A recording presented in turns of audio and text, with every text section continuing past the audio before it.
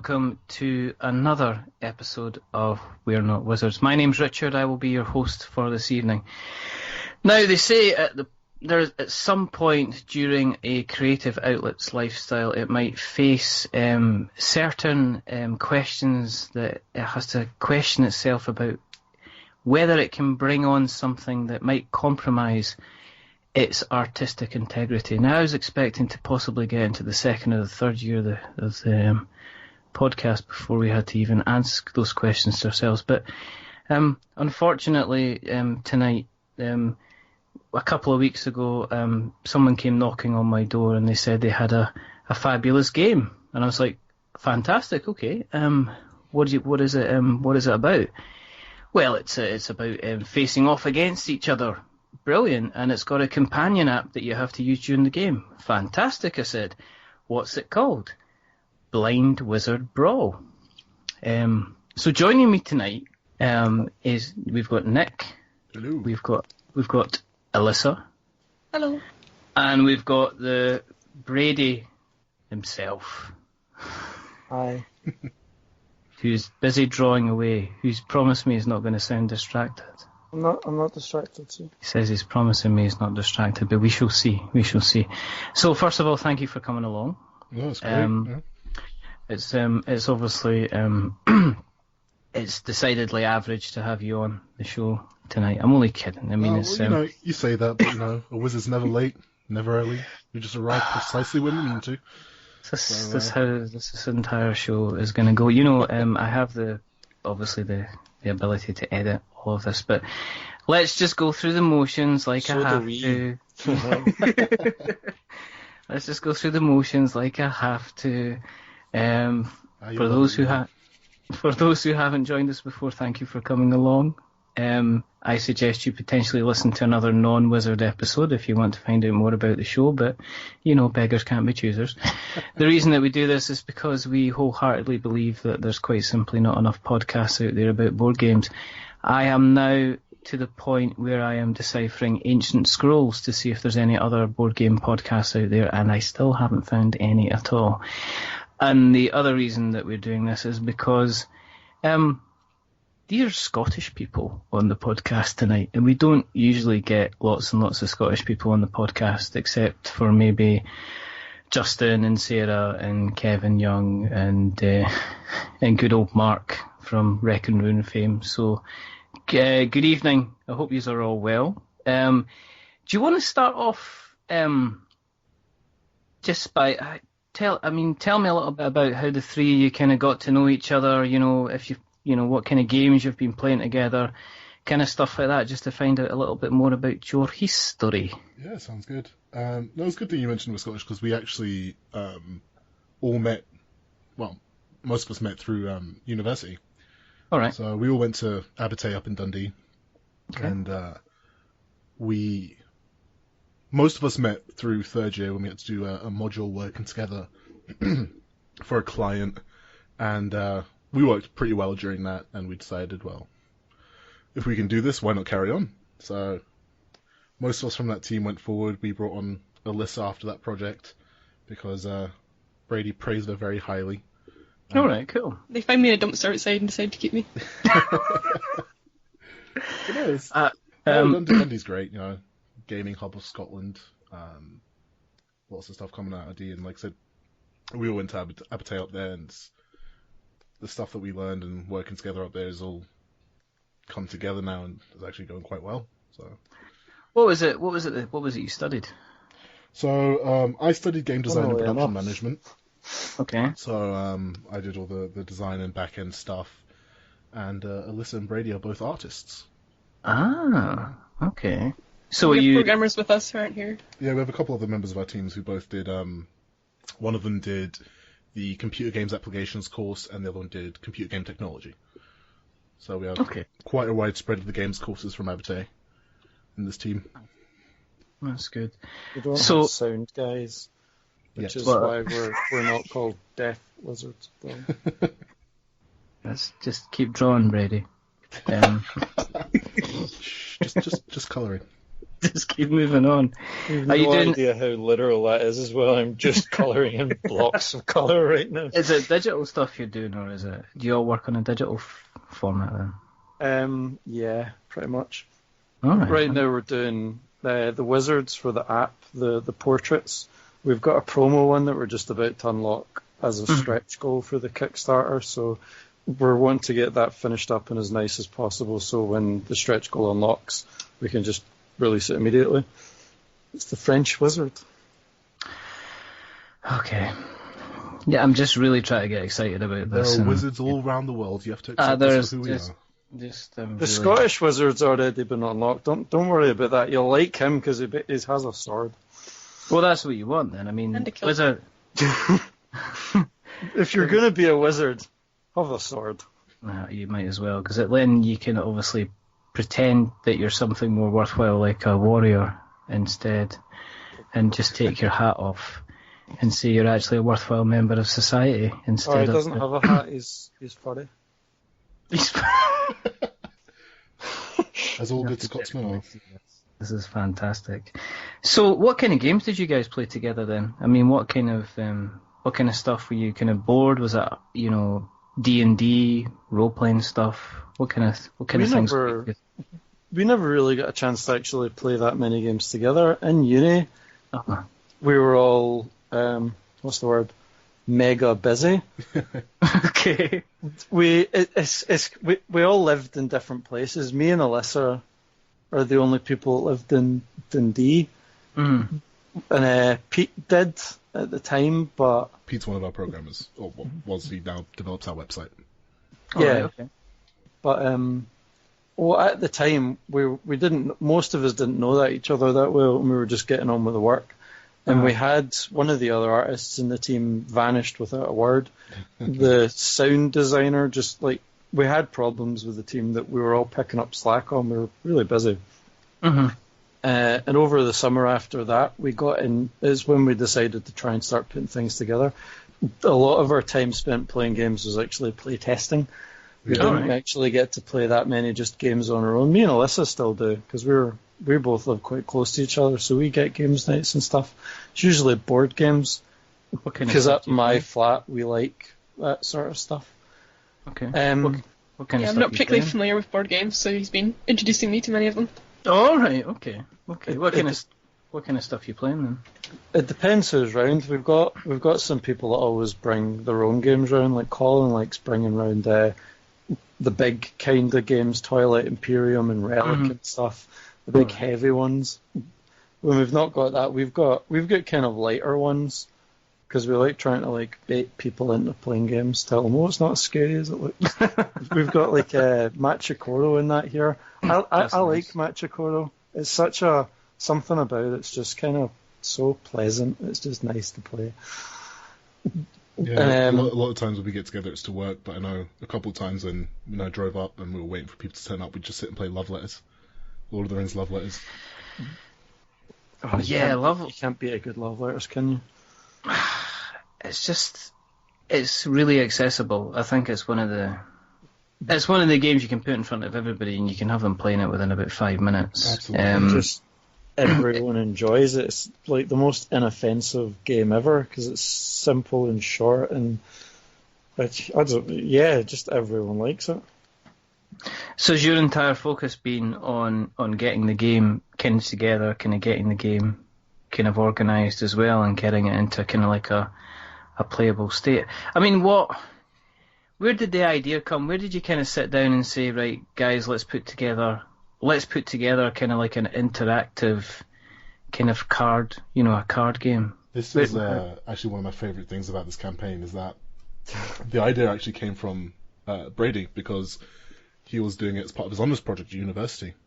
All right. So it was actually originally a proof of concept. I was looking into hybridization for integrating apps and technology into board games. I personally feel it's the route it's kind of destined to go down anyway, just because it opens a lot of doors, it opens a lot of new things that it doesn't have. but it bothered me because I feel that a lot of existing games, a lot of hybrid games that have come out in the past 10 years have missed the mark entirely, because it tends to have been like technology people who thought, oh, this is cool, let's do this. And it wasn't not cool, but they weren't board gamers, so they kind of misunderstood what tabletop gamers really liked about it. You know, the tactile feelings, being able to roll dice. They digitized a lot of things that shouldn't have been digitized. And I think it set a bad precedent. Board gamers, tabletop, people who like tabletop games looked at it and thought, oh, that looks terrible. It's got none of the things we like, and it set a kind of bad taste and a bad precedent. So I wanted to go and do research on, you know, what specifically are the things that can make this good, what things should be left alone, what things should be taken advantage of. Blind Wizard Brawl was, as Nick said, it was a proof of concept, because I didn't want to try and sit and explain this to people. I wanted to be able to have something quick to show my lecturers, to show people I was talking to, something like this, not like this full giant computer table version of D&D you might have seen that takes all the dice and all the actions and all the improv out of it, more just something that uses a bit of both. And I don't even really know what happened after that. I think you showed it to me. Yeah, I got one of the programmers in the team to make the app for me, because the paper prototyping was a nightmare. There was so much like maths and like shuffling up giant piles of things that weren't used in the game. It was horrible. It wasn't fun. So I said, can you just make me a quick, simple app just so I can demonstrate the idea? I mean, it kind of defeats the point of showing a hybrid game without the technology. And well, we were sort of just playtesting through it, and it came together. And I think we just kind of liked it. It was never the point. My main project for the course was a totally different, much bigger and more complicated thing, and this is the one that sort of felt better, felt closer at home. Yeah. So do you use, or have you used kind of other apps available in the market? Because you've got your straight up apps, which is like I can go to my phone just now and I can start playing, say like Settlers of Catan, because I can get that on my phone. I'll probably play something else, but I can do that, or I can play Ticket to Ride, or or Splendor's come out. So there's a lot of kind of like app-based games, and then on the second side of that, you're getting into the more interactive stuff. So there's a companion app for, like, say, Descent, and apparently the Fantasy Flight are also doing a companion app for Imperial Assault as well. And what you can do with that is you don't have to have somebody playing as the dungeon master. The system itself will take care of the dungeon master side of things for you. So if you want to have two players both playing as the heroes against a kind of an automated dungeon master, you can kind of do that as well. And then you've got the third option, which is your full space simulator. I think what you meant by, like your Tabletopias of this world, which seems to be, it's interesting because that seems to become a popular favourite on Kickstarter.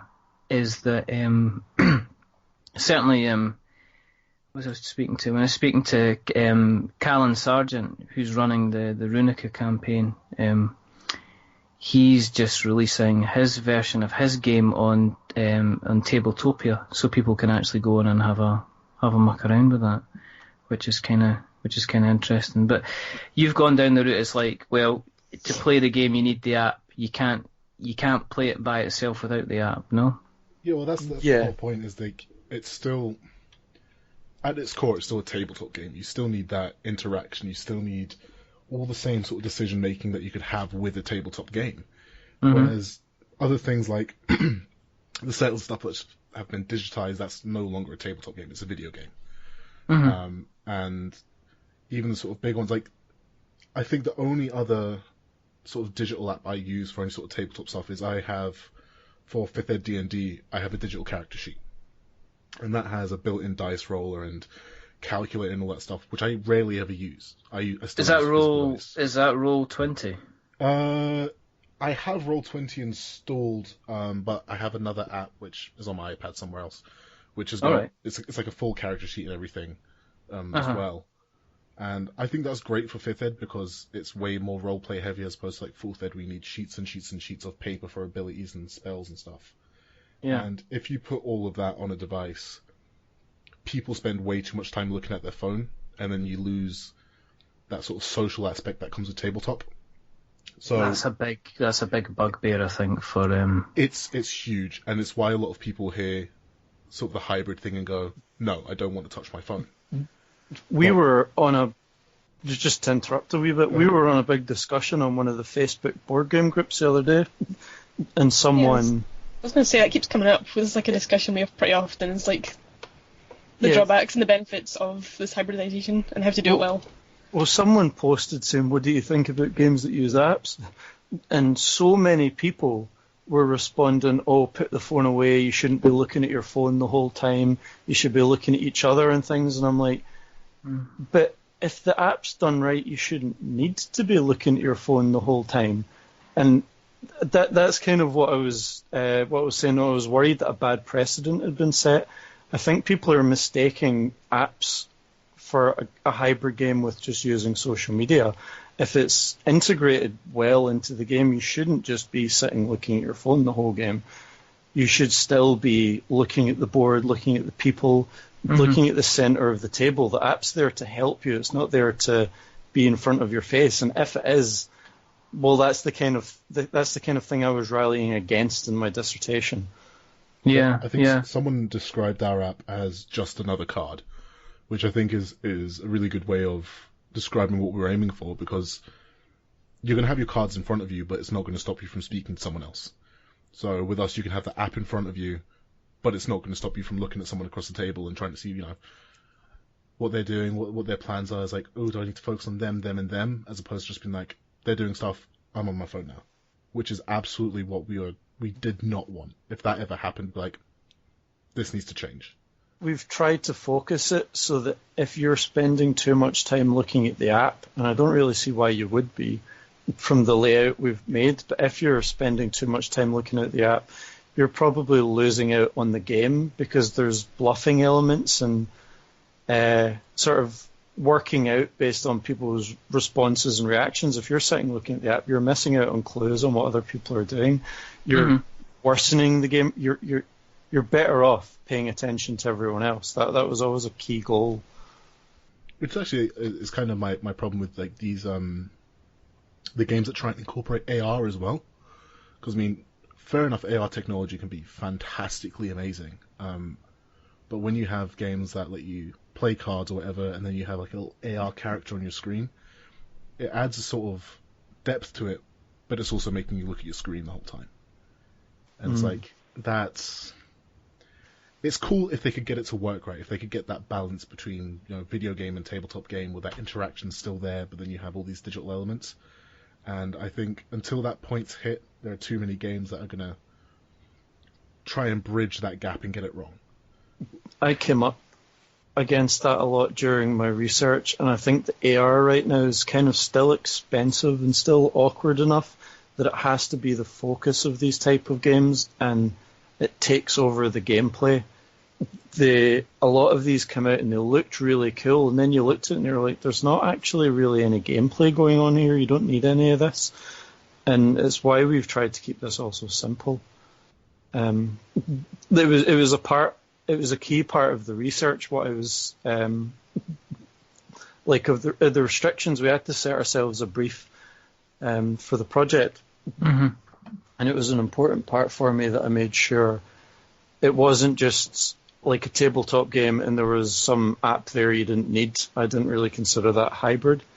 Like, it's good that companion apps exist, but it wasn't what I was looking at, and I didn't want something that was just play the game fully digital. I wanted something that actually felt like a combination. It required both and took advantage of both and showed that it could be possible. It could be fun and interesting and didn't require you just turning it into a screen watching exercise. Yeah, I think digital games still play a good role in actually getting people to buy the physical versions, though. I wasn't saying anything against that at all. Yeah. That just wasn't the focus of my research. Is all it was. Yeah, I think it's done right, definitely. Yeah. Yeah, I mean, it's made my decision with regards to, I know I joke about, Catan, but I played that on my phone for a while and kind of went, I'm not 100% sure about this, so it kind of stopped me from going ahead and kind of thinking about getting a copy, because I wasn't taken with it kind of straight away. Whereas something like, say, Carcassonne on the mobile, you get the feeling of how the game plays kind of straight away, and I've kind of went, well, this is actually, I've spent next to nothing on an app, let me go out and spend. I'm quite happy to put it on a wish list or something, or hope somebody gets me, or go and spend some kind of money on it itself. So I think there's kind of like swings and roundabouts to both. But no, I see where you're coming from. I've seen, I think there's a lot of people out there that like the fact that a board game, unlike a video game, which video games seem to have completely got rid of couch co-op. In fact, it's very difficult. Even games that you would think would be couch co-op, which is why, going off on a tangent here, is why the Nintendo Switch, for instance, is doing really, really well, because there's a whole pile of mini games where I can sit there and pretend, I'm drawing a gun against somebody else, but I'm drawing a gun against somebody else in exactly the same room. And people have said one of the uniquenesses of the Switch is that it's actually allowing you to play with people in the same room. And, things like, it's like when you've got a game like, say, Mario Kart, which is one of the few games that you can still play, you can have a four-player game kind of sitting side by side and you can still play it. I guess I can see why people are kind of like, well, board games, the whole reason people like board games is, in order for me to be able to play with somebody, I've pretty much got to sit down and be on a social level with them.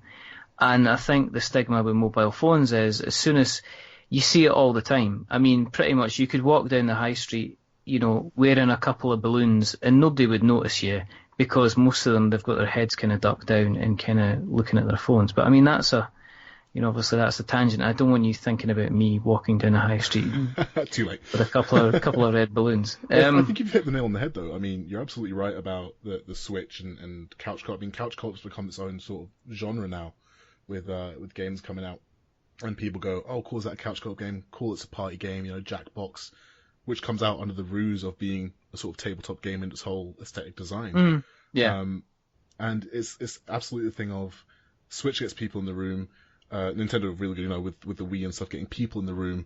Couch co-op is all about getting people in the room, but if people are in there and focusing on a multiplayer game, looking at their screen, even if they are in the same room, it doesn't have that tactile feeling, like you said, with the Switch. If you tend to draw a gun, you actually have to do the movement. It's all the motion control, and it does a really good job of getting people involved. And I don't think that games which try and force that on a mobile, even if it's a tabletop mobile game that's been a port onto mobile, I don't think that will ever have the same feeling.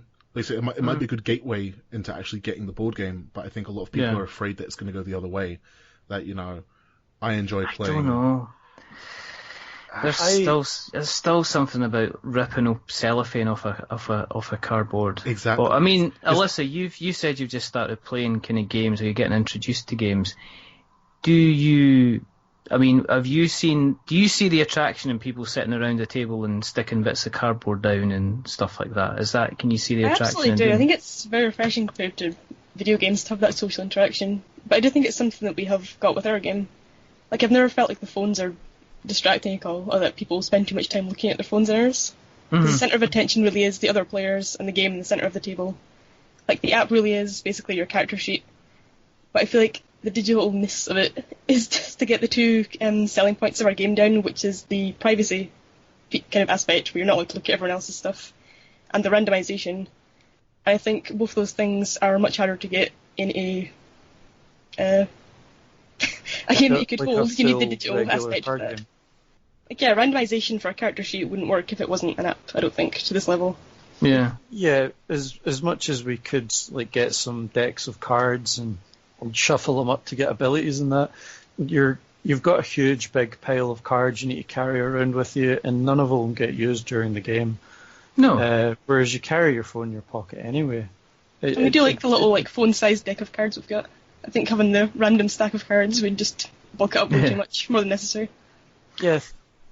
Okay. A lot of people seem to be quite happy with the idea that it's a pocket game. It fits in your pocket next to your phone anyway. If we added in all this other stuff, it would become a lightweight box game. It wouldn't be a pocket game anymore. It wouldn't be a pub game anymore. It would be just a game that you need to leave in the house. Absolutely helps with the social interaction. We've had people who've played the game and said, it's great. You put it in our pocket. We can take it on holiday. Take it to the pub, and it's one of these things that. I think it was Sarah that said that, actually, wasn't it? Yeah, it was. They took it on to Tenerife or something to play on the beach. There was Sarah from One Free Elephant.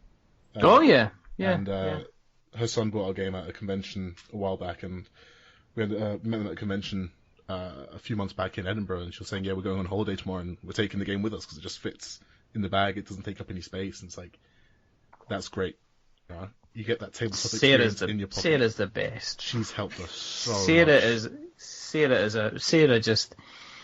she's so smart and she's so switched on, and much good advice. It's just unbelievable. Yeah, and her and Nigel have just run the kind of the tightest campaigns with both Orsum and also with Carcosa. I mean, they both funded. Carcosa went on to do about triple its. Mm-hmm. I think triple its targets, so they've kind of done really, really well. Yeah, Orsum just seemed to fly through as smooth as anything, didn't it? She's, testament to the both of them as a team. I mean, they're one of these. I think they went in with, this is definitely happening one way or another. When she was on the show, she was like, Sarah was saying, this is definitely happening, regardless of whether or not we fund. We have got everything pretty ready to go. When we make some money on Kickstarter, and I think that was why our target was, so ridiculously low. Yeah, for the game. Yeah. Is that she knew she was going straight to manufacturing, so the level of organisation that she had got to was, and then it was testament. The game arrived kind of 4 or 5 weeks early. She was sending out copies, and people were delighted because and you look at it and they're saying, well, I've seen games which are kind of less. Supposedly, meant to be bigger games than that with less pieces, and have arrived kind of a lot later. And she had the little mine carts in there. She had the little dog in there. She had all the different components. All the punch board stuff. It must have taken a lot of organisation. So she did. And as I say, Carcosa went on to do really, really well. And that's probably looking. It's going to be the same way, that they're just going to. It's just going to be like there, and it's it's going to arrive kind of very, very, very quickly. As much as it pains me, we have to talk about the elephant in the room that is known as Blind Wizard Brawl. So for people that are sitting here and going, listen, Richard, stop giving these lovely people grief. They've given you insightful and informative discussion so far, and you're just avoiding talking about their Kickstarter. Do you want to give us a rundown on the kind of the game, how you play it, and the kind of the part that the app plays as well? Yeah. So first off, Blind Wizard Brawl is a micro deck builder, which is a term that people hear and go, micro deck builder, what? The idea is you have a set of cards which represent the magic of the land, because the land is full of magic and mystery, and it's rife for all the greatest wizards in the land to come and use. So players have to take that magic and build a deck of spells. And in building this deck of spells, they make themselves stronger, and this is where the app comes in. So you have 3 stats, which is Wave, Blaze, and Growth, which all represent the 3 types of magic in the land. And these are tracked in the app. So when you chant a card, which is how you make yourself stronger, you put these stats up. And when you attack people, or when you gain health, that's also tracked in the app. So you don't have to worry about keeping pen and paper health, worrying about did I take damage from that person or stuff. That's done. All the bookkeeping's there in the app. The app also generates a random ability for players. And these abilities change up the game in some pretty big ways. So we're currently in the process of redoing those abilities, trying to balance them, trying to make sure they're all nice, because a few of them were pretty game-breaking, and that's quite a big task for us to balance them and make sure that they work and they don't break the game too much. Too much. Too much. You gotta break the game a little bit. Ability's got to be special. And yeah, so like I said, the micro deck builder, most deck builders have hundreds of cards. Our game has 36. And it's actually only has 3, but 12 copies of each of those 3. So 36 in total. With different pictures. That's pretty small. No one cares about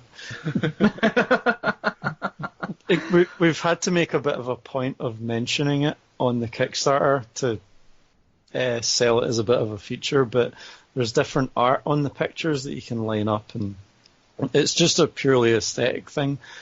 But I think it's done a lot to make it look nicer. A lot of people don't notice it, but I've also noticed that no one has ever said, despite the fact there's only 3 cards, and they'll have a hand of 8 cards and it'll be the same cards all in it, no one's ever said this looks repetitive or boring or I'm just looking at the same cards over. And I think that's worked nicely. It's been a thing that people don't notice, but it's also avoided what I think would have been a problem of people just getting bored looking at the cards. But for the sake of the Kickstarter, I think we needed to point out a wee bit, just to be like, don't worry, you're not going to get sick of the game. Because the cards are, you've got the main flavour text on the cards, or the information on the cards themselves, but the background of the cards, the top, I guess this at the top third, you've got kind of like the different, I guess the growth and the wave and stuff like that, but you can lay them together like a panoramic, almost kind of like photograph, depending on how you line them up. Yeah, you can just like line them all up next to each other. We include transitional cards from one element to the other. That's not part of the game, but it's just a transitional art piece, so you can just line them up forever in any way, and it'll always make just a wee picture. And it's not really for any reason other than just knowing you can. I'm one of those kind of people, if I see like cards in, Magic the Gathering or something, the lands look like they fit together but don't quite, that annoys me. Yeah. I wish that they did. Do you know, what you do when you see somebody with a Magic deck and you don't like the picture on it, it's within the rules to take that card out of the double or triple sleeve that it's in and take a biro and change it to whatever you want to. Magic players actually like you doing that. They appreciate people that think outside the box when it comes to playing Magic the Gathering. Magic players are just, they're so understanding about gameplay and all that stuff, so it's really nice to do it. I think I realise the problem here. We're talking about another Magic game and it's getting antsy. I just know I've still got this ongoing feud with Brian Wade, who made me do an entire episode of We're Not Wizards called We're Definitely Wizards, where I had to pretend to be a wizard. Recently, one of his friends, the wonderful Jeremy Greer, decided to buy the domain name We're Definitely Wizards and point it to our website address. Hilarious. I'm going to that right now. But, yeah, it does. It actually goes directly to our website. So thank you very much. But, as for Brian, I've only played 3 games of Magic, Brian. That's only hilarious. 3, and it's still not good. So there you go. So that's what I've got to say to Brian about that. But yeah, that's the truth. So I'm getting, obviously attacked on all sides. But, okay, how does a round play? I've got, I am sitting there, there's my phone, there's a pile of cards in the middle. How do I go about playing the game? So after you've used your app to generate, your wizard, which will generate a random ability, a random image, and a random name, you can do one of 3 things on your turn. Technically, 1 or 2 things. You can cast magic, and then you draw a card from your deck. When you cast magic, you can do one of 3 spells. Now, all the spells are said on the card. There are 3 spells you can do, and there's no more complication to it than that. The 3 spells are chant, and chanting is sort of the main bulk of the game. It's how you make yourself stronger. And this lets you draw a card from the 3 stacks in the middle of the 3 elements, and play it immediately. When you draw a card, you gain 1 to that stat, so this is how you make yourself stronger. So if you draw a blaze card, you gain 1 to that blaze. If you draw a wave, if you draw a growth, you gain 1 to those. Now, each of these 3 spells do something unique. So Blaze is the sort of chip damage card, the immediate damage. When you play it, on top of gaining 1 to your stat, you deal damage to another player. With Wave, you make yourself stronger, so you gain health. And the reason we don't say heal, the reason we say make yourself stronger is because you start off at 17 health. There's no cap on that. If you want to keep on chanting waves and do nothing but bulk that up and min-max your waves, your health can skyrocket above 17. But your other stats will be weaker, so that's a bit of strategy. And growth is all about building your hand size. So you can also make these stronger. So base damage with Blaze is 1. When you play it, you deal 1 damage to someone else. Yeah. If you have more Blaze cards in your hand, you can actually channel those to make it stronger. So let's say I have 4 Blaze cards in my hand, and I play one from the stack to deal 1 damage. I can put those 4 Blaze cards down as well to take that 1 damage plus 4 to 5. So I can immediately do 5 damage to someone. And that's the same with Wave, except I gain that much health. And Growth is the one that's a bit different, because when you chant Growth, nothing happens apart from you gain stat. But for every card you channel on top of it, you get to immediately draw 1 card of your deck. So if I channeled 3 Growth cards from my hands, I get to immediately draw 3 cards from my deck. Alright, okay. So that means on top of the extra card I draw at the end of my turn, I'm drawing way more cards than anyone else. And it's all about fixing. Yeah. And the reason that's important is because another spell you can do is Cast, which is your sort of direct attack. And this is why you want to get your stats up, because you're attacking with your stats against other people's stats. Right, okay. So I can take my Blaze card, I've got a Blaze in my hand, I can put that back into a stack in the middle, and say I'm going to cast against, let's say I was playing against Brady, I could cast against Brady. Yes. I would then look at my Blaze stat, which I've been making stronger throughout the game, and say, let's say it's 20.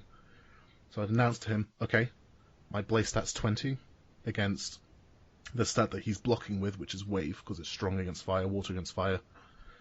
He's shooting fire at me, so I make a water wall and hide behind it. Oh, right, okay.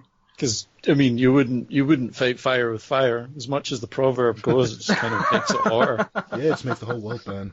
But yeah, the reason I want to have my hand size big, though, is because if I attack him for 20 with my Blaze, and I have 5 other Blaze cards in my hand, I can show him that I've got these 5 other Blaze cards, and that adds +5 to that stat, just for that attack, not permanently. So I'm then attacking him with 25 against whatever his wave stat is, as opposed to 20. So that's why you want your hand size to be big, because the more cards of the same type you have, for any reason, it will make that spell stronger. Which is, important. You want to be the last wizard standing, you want to be as strong as you can. The final spell you can do is a Mind Blast, which is if you have 1 of each type of spell in your hand, you put them down, so 1 Growth, 1 Blaze, 1 Wave, and you just deal 5 to someone. 5 damage. Splat. Just straight up 5 damage, boom. Which is quite strong. It's nearly a third of the total health at the beginning of the game. But it's quite hard to get 3 of those cards, and if you do, you have to play it quite strategically and decide, okay, who am I going to deal this 5 damage to? That's what the fixing's good for. Sort out your deck, sort out your hand, and shoot the right people. So how long does the game take? Obviously, the first game, whenever you're learning a game, it takes longer. But once you know the game, if you're playing with about 3 or 4 players, it won't take any more than half an hour. I'd say less than that generally. The instructions like that sound quite complicated at first, but it's hard to just play the game and we'll pick it up as we go. There's only 3 things you can do, but from the word go, you can do all 3 of those things. So you kind of need to front load a bit of information. Okay. And the first game usually takes a wee bit for people to just remember everything. Yeah. But I think most, if not everyone, by the end of the first game has said they understand what's going on. I get it now, I get what I'm doing, cool, let's try again now that I don't need anything explained. And they kill you, they win. Yeah, I mean, when you know what you're doing, a turn can take seconds, I know what I'm doing, when to chant this, chant that card, buff it, done, Yeah, the game's less broken up into rounds between players and more phases in the whole game. 3 people playing, you can all take your turn in seconds if you know what you're doing. It's more broken up into the deck building phase at the beginning, where people are chanting and just building up some health, building up some stats, shooting people a bit, making some enemies. And then when the decks run out in the middle or they start to thin out, it sort of forces people to go, right, I need to start doing things now. I need to shoot people. I need to get rid of people before they choose to do it to me. And then there's that second phase, which is the fireball is being flung around at everyone, and someone might survive, usually the person that's not pissed anyone off. Usually. So yeah, I mean, really, at the end of it, if we sit down and play, a game will take 15 minutes maybe. I think 2-player games are done in under 5 minutes if both people know what they're doing. You can rattle through 2 or 3-player games if everyone knows what they're playing. You can get through it really, really quickly, just because you'll kind of go in, you'll look at the stats, you'll look at the ability and go, right, I know what I'm going to do. And you can make your decisions really quickly. We've tried to keep everything compact and simple. There's no big... I really like deck builders, but a problem I have with like DC deck builders is by the end of the game, you're waiting forever because someone's got a massive hand and they're vomiting all this stuff down and they're looking at things and deciding. Yeah. 3 people will do that and it'll finally get round to you and you'll have no idea what's going on anymore. Yeah. And it's just not the case with this. We've tried to keep it as compact as possible. You pick up cards, you do a thing, you shoot someone, you draw, and then within a minute it's back to you again. It keeps a good pace. Yeah, the short duration definitely makes it feel more energetic. But also it's really easy to set up again after a round. Like, you can easily play it multiple times in a row because it takes so little time to reset it back up. Yeah, that's a killer for card games, is having to go through everything and pick everything apart. I like a place I've started recently enjoying, kind of Star Realms. Star Realms is gorgeous. We've got that in the living room. We've got Duncan went out and got all the expansions as soon as we picked it up. He loved it. We've been looking at the Kickstarter they've got going right now and really wondering, can we afford to skip food for a couple of days to get this? I think it is one, but I mean, throughout its simplicity, I mean, once you've played a game or two, or even once you played your first game, you do have to kind of go through the decks and get out all the cards and kind of reset it. Yeah. And it's the same with any kind of there's any kind of deck building game. You're always in that situation where once you get to the end, you have to do a bit of a kind of a searching about. It sounds to me that the kind of market that you guys are looking for is you're kind of looking for people that wouldn't necessarily go ahead and set up something like Dominion, but would be the kind of guys that really love your kind of your love letters and your simpler versions of this game, but have played a little bit of Dice Masters. They've played a little bit, they have played a couple of bits of Magic, but nothing too serious. They've kind of skirted around the kind of the edges. What we've realised is that for like you say, it is aimed quite at like casual players or people just wanting a filler game or like a pub game or something. But what we've realised is that if you're that kind of person that filler or casual games appeal to, but you want to play a deck builder, it's crossing a bit of a boundary. There isn't really many options in terms of like casual or filler deck builders. And I think this fits that niche quite comfortably. You can play this as a deck builder, a tiny wee compact deck builder in the pub, or you can play it as a 10-20 minute filler between other games, and it's a way to get into what's generally a big clunky genre of games, and it's just a nice small compact version. That it might just be me being biased. I don't feel that it removes any of the core elements of a deck builder. You're building up a deck, you're using your deck to win. If you've screwed up your deck and your ability choices, you won't win, and that's generally how deck builders should work. Yeah, no, I think the issue that you've got with some deck, but I mean, and this is Star Realms. I mean, Colin, our co-host, me and him play online Star Realms kind of all the time. But once you know the cards, you need to have expansions. Because once everybody knows because everybody will have a strategy. And in Star Realms, you'll go for that all the time. Yeah, Star Realms is quite simple. It's like if I want to build up my health, I'll go for blue cards. If I want to whittle down If I want to whittle down their ability to draw cards, I'll go for the yellow guys. If I want to scrap as many cards in my deck to make it as lean as possible, I'll use the red guys. If I want to, do a mixture of kind of like attack, then I'll usually go for my green blob fighters. But you get people that'll work. You kind of work together combinations, but you'll get to the point where it will be the same. It'll be very, very same close shell every game. Which is kind of the good thing about the app for Blind Wizard Brawl as well, because you could play the same every time, but your stats are randomized at the beginning. So you go, okay, I'm going to turtle up. I'm going to do nothing but gain health.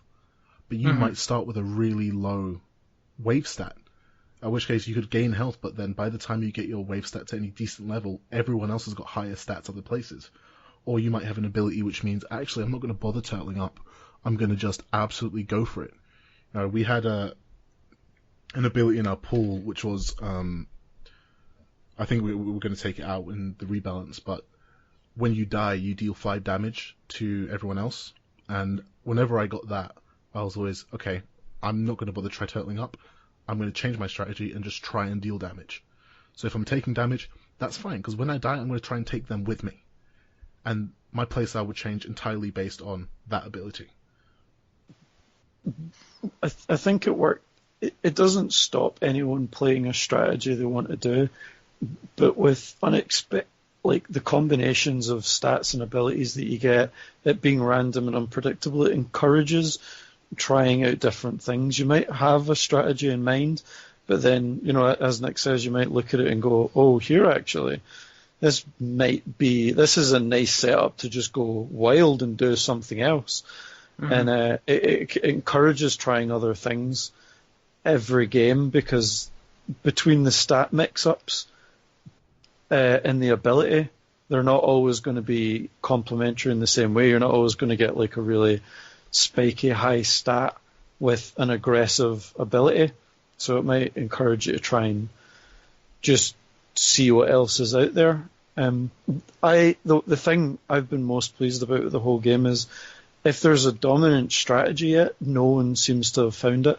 There hasn't been a case where someone's just realised this works and have done it and reliably won. Yeah. We've got such a wide mixture of different playstyles or strategies just winning every game, even with the same people playing 3 or 4 times in a row. There seems to be just a nice mix, despite the fact, how few cards there are, because it all comes down to just you deciding to do things and you looking at the other people and going, nah, this is going to work. Which, you don't know if it's going to work, because you also don't know what they have. You just have to think, right, how would they play if they had this? Yeah. They might not have this. Will they have this? I don't know. Well, the addition of secret abilities and things really ruins it as well. Yeah. There's abilities that don't occur until someone dies, or something that happens passive that you don't even hear about. That can thwart plans without you even knowing about it. Yeah, you need to rely a lot on hoping that none of the terrible things happened, or hoping that if they do, you catch the tell. Yeah. The poker tell, looking at them going, oh no, they just did something that didn't work. But what plays into the whole thing of being blind is you only know what you have. So you have to just go with intuition and what you feel is right, or you really, really have to pay attention to other people. Information is gradually revealed. Like Nick says, when you attack, you need to announce that, and everyone else can just choose to remember and work out what your stats are from there. The information is drip-fed throughout the game. But it's a process of you trying to take all of that and work out where it's going. You start off with absolutely nothing and just guesswork. And I think that's what keeps it kind of quite fresh, because you never start the game knowing what you'll do and knowing what others will do and knowing what will or won't work. Mm-hmm. So how far are you in development? Because, there's a couple of things that are becoming kind of clear from the conversation. Is it sounds like you guys, you're doing, yourself, Alissa is getting involved in the art side of things, so that sounds like that's getting taken care of kind of in-house. The rest of you are obviously doing the kind of the programming, getting the game kind of ready. You've got a rather low kind of, I guess, kind of target? Well, that's because we actually already mechanically we're done. You know, the rules of the game are down. We have a first edition which has been out for a while, which we've been selling. What the Kickstarter is going to do is basically add the polish that we didn't have the resources to do before. Okay. So all the art's getting redone. It's being made to look nicer and prettier. Animations as well. There's going to be animations in the app. We're entirely redoing the app. Functionally, it's going to stay pretty much the same. It's getting some nicer non-required features like privacy screens, so you can put your phone down without people sort of just looking at the numbers or abilities. Okay. Functionally everything's going to be the same. And really, the big thing that we're hoping to get from the Kickstarter is bulk printing. So we're looking to get this thing in local retailers, or any retailers really, but we're mostly chatting to local retailers right now, and have stock to sell from a website, or if we go to cons or whatever, which is what we really haven't had the money to do. Since we're straight out of uni, we don't have tens of thousands of pounds to spend developing and printing stuff. Yeah, it's pretty much what the funding goal's for. It's us saying the game's done. We can't afford to go to a manufacturer and get 1,000 copies done. We can't do it. But we're taking the time and the funding and the interest we're getting to say it is worth polishing, it is worth adding all these new features and making everything better, adding animations, making just everything feel more professional and finished because people seem interested. If the Kickstarter totally flopped and failed, we'd know, well, you know, people didn't like it, it wasn't worth doing all of that.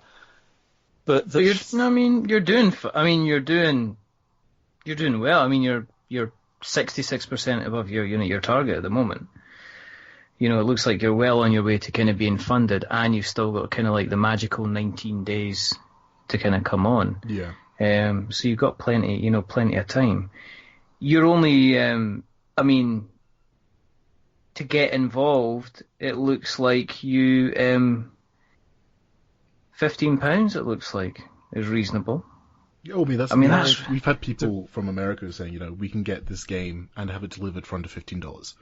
It's our first game. We didn't want to try and create a massive big thing that was 50 quid to buy and that we'd need £10,000 to make and stuff. It's a small goal because we have, I think, enough of an audience, enough of reach that we can get it.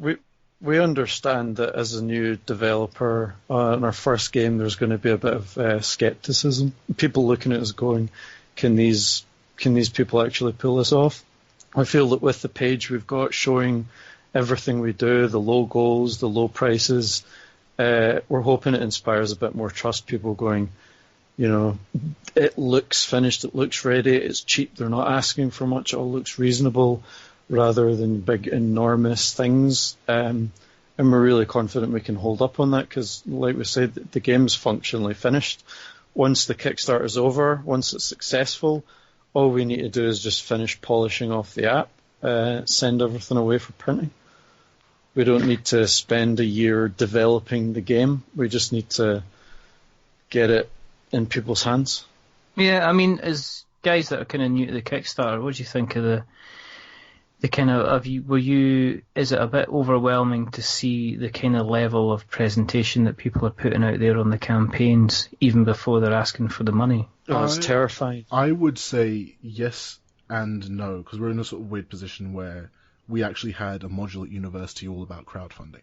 So we knew like what we were getting into, but even going and seeing people who have a budget for marketing and a budget for their videos and their pages, like we worked on our Kickstarter on a budget of nothing. So yeah, we've done everything in house. Yeah, I think Alissa was working for 4 days or something on that video. Just because whenever we talk to people about it, other developers or on like advice groups and stuff, everyone's response is going hire a designer, hire an artist, hire a producer, hire videographer, you know, hire all these people, PR people coming up and saying, oh, you know, it's only £400. mate, that's a quarter of the whole goal we're looking. We don't have this money. We had a photographer, but even she was very kind not to charge us. Yeah. We've called in favours from people about advice and everything. It's on a budget of zero is I think what makes it really scary to do. But really, that's what Kickstarter's about, isn't it? You know. I like to think though that people have looked at the page and people will probably understand it's a wee bit rough around the edges, but I really hope anyway that people are looking at it and seeing that we've really put in the effort. You know, we've not just thrown something together and said give us money. I like to think we've made the page quite nice for our first one, for our budget, for the amount of things we're learning as we go, and it's hopefully saying to people we are taking this seriously. Oh, I don't think there's any doubt about that. I mean, you know, the fact that everything is ready, that you're not doing what you see a lot of people to say as well, I need 30,000 or 50,000, you know. I've seen targets of 30 and 50,000 pounds for a card game, and I'm just sitting there going, what are you handing out? Spend it on? Handing out free kind of back massages? People will add sort of the price, say, okay, I've got a small team, this team needs to get paid, they need to live, which is, it's fair enough, but I mean, if we're a small team, we can't ask for that much, because we can't say, oh yeah, we want this to be our livelihoods, like this is our first game, we just need to get it out there. Yeah, you sort of have to accept that the Kickstarter is not for paying, for something like this anyway, it's not for paying all of our wages, it's for making it happen. It's for making the game go. No. I mean, I noticed that you, as an aside, I noticed you commented on the post that I made on the Board Game Spotlight recently about, does a poorly made Kickstarter campaign page automatically make you think the game will be poorly made, kind of thing. And I think you had a dialogue with Bez about it, but someone else has been giving us a lot of great advice. She's amazing. Bez is back. She's coming back on, and it's going to be absolute carnage because this is just how these things happen. The Weibo site's getting up and getting ready now. She was showing me it the other week, and I can just imagine what that's going to look like in a year or two. It's just going to start getting massive with all these game lists. Fantastic. She knows the stuff. It's unbelievable. Yeah, I mean that's why I can't. You know, it's just like she said, "Oh, do you think I can come back on again?" It's like, yes, open invitation. You know, just anytime at all, which is fine.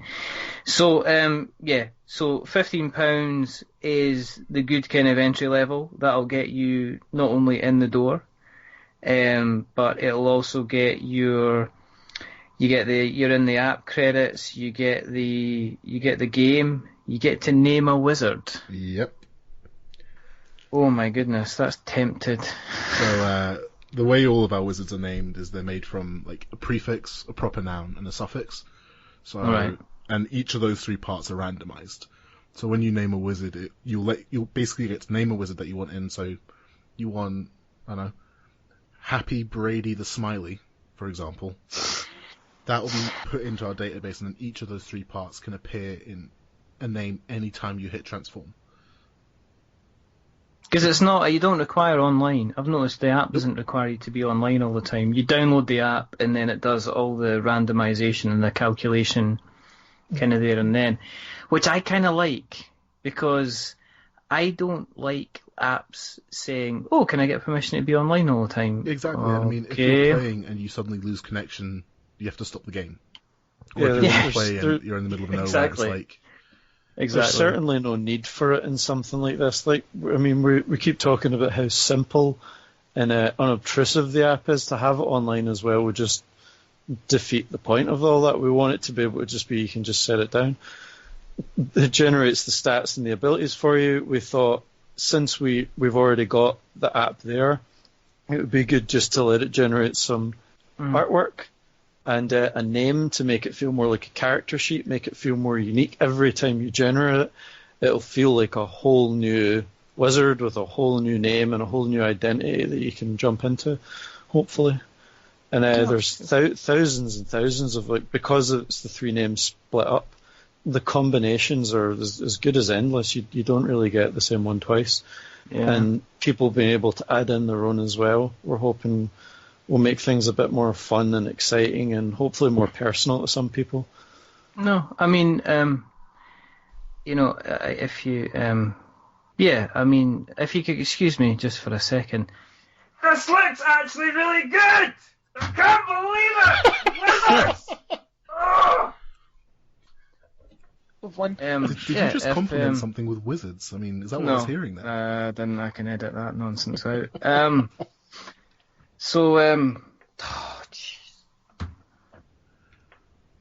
That's the response that a lot of people have been saying, which for our first game is just, it means the world to us, you know? The fact that a lot of people have seen it and gone, that's actually really good, is... Because obviously, I mean, we played it, we think it's good, but to get someone else saying it is just... It really makes the whole thing worth it, for me anyway. What about you, Alyssa? Do you think it's good? Of course. Of course you do. Yeah, of course, Brady, you designed it, so you think it's fantastic. I think it's good. Where can we find you on the internet? So, we're on... Oh, here's a good opportunity. Yeah, I was just about to mention that. So, part of our thing... The places we really want people to go around now is our Facebook, which is Wrench Games, the official page for Blind Wizard Brawl, which is just Blind Wizard Brawl, and to get us on Twitter, which is @_Wrench Games. And if you like us, within the next 3 weeks, we're running weekly competitions, where every week we'll pick one random follower from each of those 3 platforms, and that follower will get to put a wizard name in the game as a prize. Stacking on top of... no matter what they've backed, they'll still get that extra name if you like us on social medias. So what you're saying here is when I called you by Pixel Brady at the beginning, that was actually wrong. It should have been Wrench Games. Like all the emails you've been sending me that had Wrench Games on them. Yeah, that's my own personal pages and everything. I've got through that. See, this just shows and exemplifies that when you get wizards involved in anything at all, it just ends up mistakes get made. I'm just saying. Some people say complicated. I like to say fun. Unpredictable. I take it you're all on the social. You can find Wrench Games all over the social medias, as you've said. Yeah. We've got a website as well. It's wrenchgames.co.uk. There you go. And of course, what we'll do is we'll make sure. I might remember to put all the show notes there. I might not. I might forget. I don't know. It'd be nice if you could. I'm not going to tell you what to do. I'll see. It could work out as well. We've got social stretch goals for all of the 3 social medias. There you go. As well. I'll definitely forget to do it then. Just a good example. We're unlocking new stuff. Like the Scotland wizard that got unlocked last week, and the French wizard is just about to get unlocked. We're quite close to that one as well. That's what I've been sitting drawing this whole time. I'm done. Are you finished it now? Yeah. You have to send me what it looks like. Yeah, I'll send you just a wee so you can see why I've been so quiet this entire time and haven't had a sound. Been that quiet. But no, I mean, all joking aside about the wizard stuff, which I'm secretly not joking about at all. I mean, it sounds interesting. The concept seems like a lot of fun. The funding seems well within your reach, and it looks kind of decent. And this has been a very, very interesting conversation with the 3 of you. It's been fun. It has. It's been a lot of fun. Just as a quick aside, if people want to keep an eye on what we're up to, you can go to our website, which is wearedefinitelywizards.com. Thanks, Jeremy. But if you search we're on Twitter, We're Not Wizards. We're on Facebook, We're Not Wizards. We're on YouTube. If you search for We're Not Wizards Tabletop Podcast, you'll find us, because we automatically post all of our episodes to YouTube automatically because of our lovely podcast hosts, Podbean. We're on places like Instagram, we're on Spreaker, we're on Stitcher, we're on Acast, we're on Podknife, it's iTunes, but they actually call themselves Apple Podcasts, because the last couple of times I called them iTunes and they sent me a nice little email to remind me I should be calling them by the right name, which is fine, I guess. If you like what you've heard tonight, please drop a subscription, because for some reason that puts us amongst the stars along with the rest of the podcasts out there. If you've adored us tonight, then feel free to leave us a review. And as we say, don't leave us a 10, because that'll make us big-headed. But don't leave us a 1, because that'll make us feel like a wizard. Leave us somewhere in the middle. That's right, wizards are number 1. Like a 5, which is average, because we are decidedly average. Decidedly average. But the people that have not been average tonight are the fantastic Alissa, the amazing Nick, and the slightly below average Brady. That's the one. He's been driving this game forward and just spreading his wizardry everywhere. I just cannot believe it. But no, seriously, thank you very, very much for coming on. No, it's been educational and informative, and I'm dreading doing this next bit because there is only 2 more things to do. The first thing is to remember that we are many things, but we're not wizards. We're all wizards. Definitely wizards. We're all wizards. Come on! Right. Okay. And the second thing is to say goodbye. So it's a goodbye from the 3 disappointments. Say goodbye, disappointments. Goodbye, disappointment. Oh, sorry, I'm not a disappointment. I was waiting. Okay, bye, Nick. Bye. Say goodbye. Say goodbye, Nick. Goodbye, Nick. Say goodbye, Alissa. Bye-bye. And say goodbye, Brady, you fabulous man. Goodbye, Brady, you fabulous man. And it's a goodbye from me. Remember, stay safe, roll 6s, right? Give them a tenner, because that's what they're worth. And have a look at the campaign, right? But didn't encourage them. We don't need their likes round here, okay? Let them get them backed, have a look at the campaign, and then never deal with them again. And just hopefully they'll learn their lesson. Wizards will always be around. Don't, Nick. I can just cut you out the whole conversation. But until the next time, goodbye.